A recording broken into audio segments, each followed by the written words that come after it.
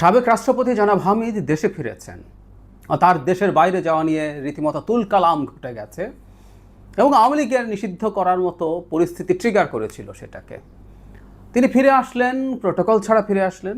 প্রোটোকলের প্রশ্ন এই জন্য আসছে, আমরা হয়তো অনেকে জানি বাংলাদেশে যে কোনো সাবেক রাষ্ট্রপতি তার মৃত্যুর দিন পর্যন্ত তিনি একজন মন্ত্রীর মতো প্রোটোকল পান, সুযোগ সুবিধা পান। তো সেটা ছাড়াই তিনি ফিরে এসছেন এবং তিনি ফিরে আসার পর অনেক রকম আলোচনা শুরু হয়েছে।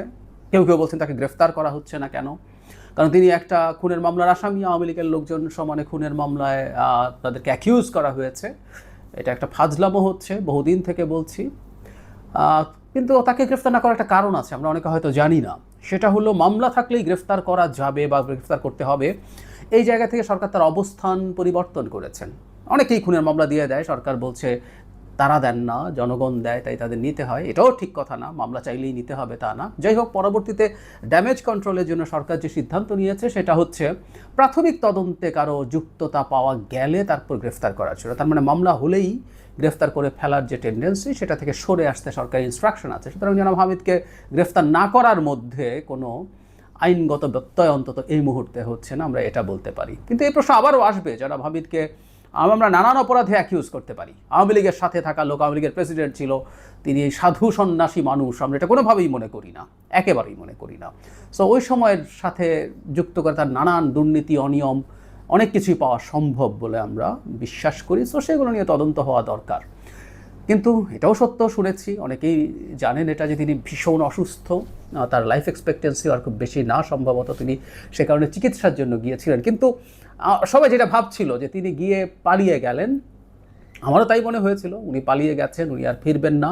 এবং তখন সেটা নিয়ে তীব্র শোরগোল শুরু হয়, কারণ সরকারের দিক থেকে কেউ কেউ বলার চেষ্টা করছেন এটা তারা জানতেন না। মানে এটাই খুবই সারপ্রাইজিং।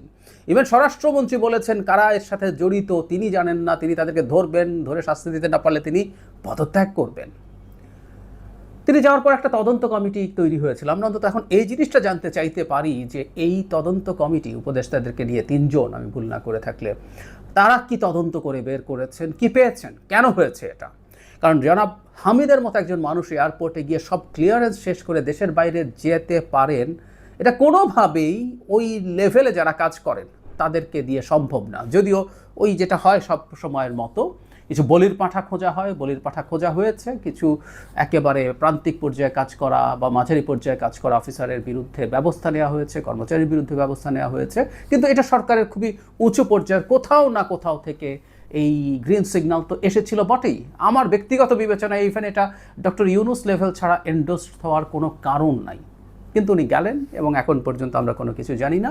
আমরা ধারণা করি যে এটা আমরা জানতেও পারবো না, কারণ সরকার এটার সাথে জড়িত ছিল, এটা ভাবার যথেষ্ট কারণ আছে। এবং একটা নতুন কনস্পিরেসি থিওরি যে কেউ এখন দিতে পারেন যে তার এটা কি সরকার পরিকল্পিত করে বা সরকারের একটা অংশ পরিকল্পিত নাটক তৈরি করেছিল আওয়ামী লীগকে নিষিদ্ধ করার জন্য।